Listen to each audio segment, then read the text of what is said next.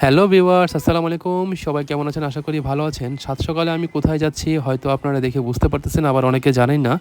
না জানারই কথা। আমি হচ্ছে সকাল, সকাল জিম করি। এজন্য জিমে যাচ্ছি। আর এটা হচ্ছে মণিপুরের রাস্তা। অনেকে হয়তো চিনেন, আবার অনেকে হয়তো চিনেন না। তবুও আমি বলে দিলাম।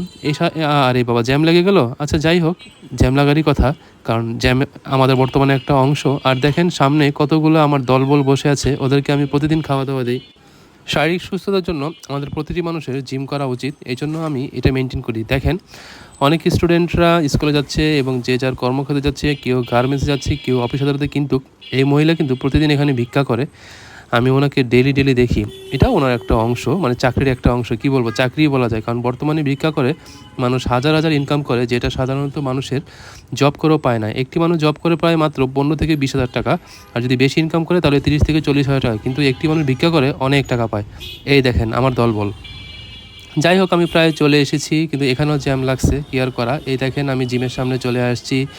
আর এটা হচ্ছে আমার জিম, সুপারফিট জিম। আর এখানেও আমার দলবল বসে আছে, ওরা ঘুমিয়ে আছে, তাই ওদেরকে আমি এখন খাবার দিব না। জিম শেষে আমি খাবার দিব।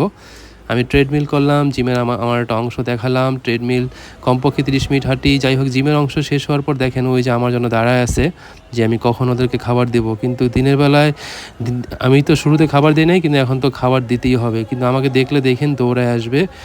আমি আরেকটু কাছে যাই, হয়তো আমাকে এখনও দেখে নাই। এই যে দেখেন, আমি কিন্তু ওদেরকে ঠিকই খাবার দিচ্ছি, কিন্তু ওরা খাচ্ছে, কিন্তু না খেয়ে আমার কাছে এসে আদর নেওয়ার জন্য বসে থাকে।